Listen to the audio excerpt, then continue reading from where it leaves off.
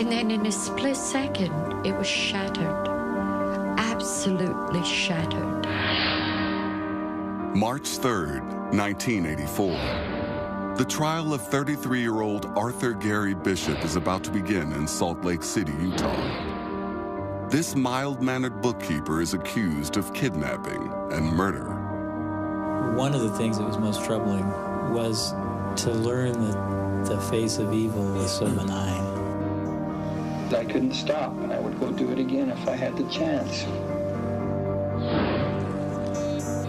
This is the shocking story of how a murderer hid from justice for years, and how one seasoned detective cracked the case in a single day.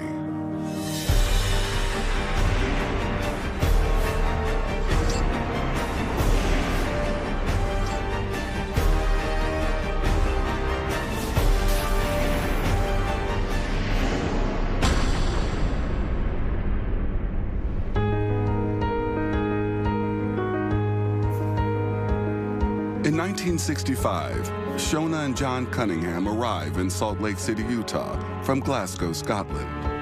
They hope to find a better life in a city that, thanks to its Mormon heritage, has a reputation for family values and clean living. We had a daughter who was 15 months old and thought it would be a nice place to rear children. And we had friends here from Glasgow who thought the same thing. They had one child also. The Cunninghams have two more children, Ian, and in 1970, Graham.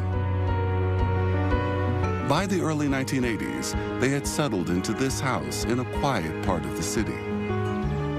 On the evening of July 14, 1983, Graham, now 13 years old, receives a phone call. Graham came by, and I said, "Where are you going?" Or I said, "I'm just going down to the wee store."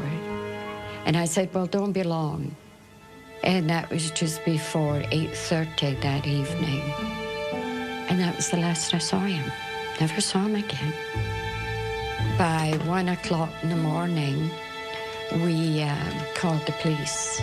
When the police came, they gave us the story about it has to be 24 hours and did he run away? And I said, no, he wouldn't do that. Shona was determined that police take serious action and not just file the case away. Nothing much happened. Everybody was going to do something, but nothing seemed to be happening. I mean, this was my son, and I was going to find him. At that time, she was working in a very nice French restaurant. It was very close to the courts building. A lot of judges and attorneys and civic people, politicians would go there for dinner and lunch. I called the chief of police. I knew him, and I said, my son didn't run away. In an effort to appease Shona, the department assigns veteran detective Don Bell to the case for 1 week only. Graham is missing for 4 days by the time Don gets to work. Despite his experience, he cannot find any sign of the boy. The most promising lead comes from Graham's school friends. Graham, for months, had planned on going on a California vacation with a friend of his, a young boy named Jeff, and Jeff's stepdad, a man by the name of Roger Downs. And they had set this up, clear back in January. And there were a number of boys that were going to go. One by one, they kind of dropped out, but Graham was still planning on going. So this was a big trip for him. Don makes a concerted effort to speak with the adult leading the trip, 32-year-old Roger Downs, and his stepson, 13-year-old Jeff. But he cannot reach either of them. We did come up with another boy who said, well, you know, Jeff's dad's not really his dad. And we said, well, we know that. He's a stepdad. They go, no, he's not even a stepdad. And that got our interest. So we started doing some intensive work on trying to find Roger. Don discovers that Roger Downs is in fact an alias. The man's real name is Arthur Gary Bishop. He also learns Bishop had used his position as a bookkeeper to steal money from his employer, the tourism agency, Ski Utah. Before he can confront Bishop, Don needs to know more about his relationship with Jeff and why Bishop claims to be Jeff's dad. To get Jeff talking freely, Don takes him into his office, alone. He was an odd young man. He didn't respond right to my questions. And I knew all through this interview that Roger was not Jeff's dad. But through the entire interview, Jeff referred to him as my dad, my dad, my dad. I even asked him, I said, you love your dad? Yes. Does he love you? Yes. Just as a parting shot, I just asked him, I said, how long has your dad been molesting you? And there was just absolute silence in the room for what seemed like a lifetime. And the little guy said, all of my life.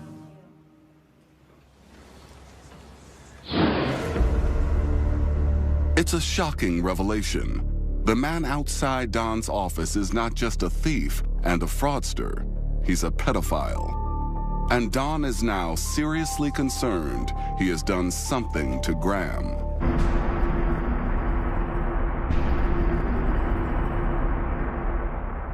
In Salt Lake City, Detective Don Bell is on the case of a missing boy with ties to Arthur Bishop, an alleged pedophile. Detective Bell needs to get Bishop talking fast. So under the guise of routine questioning, Don gets him in front of a tape recorder. I started asking him, I says, we're going through the same thing with you that we've done with other adults, and we're trying to track down Graham, and when was the last time you talked with him? And he says, well, I think I talked with him midweek sometime. He wasn't real sure. I could tell that he was dancing around a lot, not being totally truthful with us, and so I changed. As I got more aggressive with him, then he started getting a little bit more uptight. And finally, I made the mistake of bringing up that I think you're another person. I thought he was going to invoke and ask for his attorney and quit talking, and I figured it was over. But I gave him his rights, and amazing, even to me, he agreed to keep talking. And that I have to freely admit, I hadn't planned for. But even though Bishop will talk, he refuses to say anything more on tape. Don places Bishop under arrest, but for several hours keeps trying to coax him into talking again. I said, what is the hang-up here? I said, if you tell me, I'm going to write stuff down. And he says, well, I don't want you to play the recording. I said, play it to who? And he says, the press. And I said, well, we're not going to play it to the press. After another hour of expert persuasion, Bishop finally agrees to tell all on tape. I said something about Graham. I said, you know, I know something's happened to Graham. Maybe he's hurt. Maybe there was an accident. And in the calmest voice whatsoever, he just goes, I said, why? He goes, he's not hurt, he's dead. Well, I said, well, how do you know he's dead? He says, because I killed him. And I think it took about 52 minutes after that for him to explain all of the murders.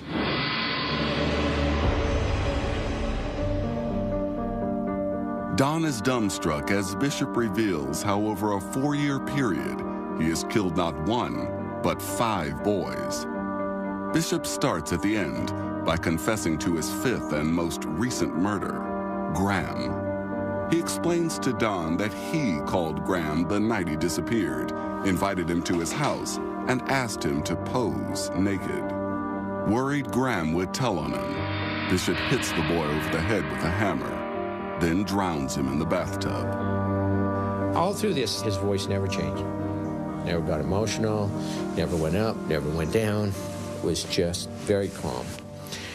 He said, I killed them all. I said, killed all who? He says, all the missing boys that are missing. I said, what missing boys that are missing? Rather than start at the beginning, Bishop goes through the killings in reverse order.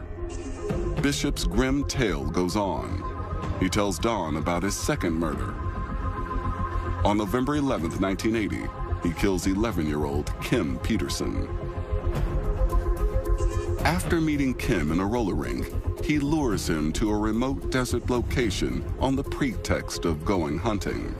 Bishop's real intention is to take pornographic pictures, and when he suspects Kim might reveal his secret, he shoots him. Bishop ends his confession at the beginning. with his very first murder. On October 16, 1979, Bishop was living in this apartment complex. Across the way was a little boy who caught his eye that day. He was 4. His name was Alonzo Daniels. He lived in the same apartment complex. He was just standing in the doorway. He looked, there was a little guy out there playing on the lawn. Bishop tells Alonzo that he has plenty of toys at his place, especially in the bathroom. He says, so I put water in the tub, took his clothes off, let him play with the boat. And he says, as he was playing with the boat, I fondled him. And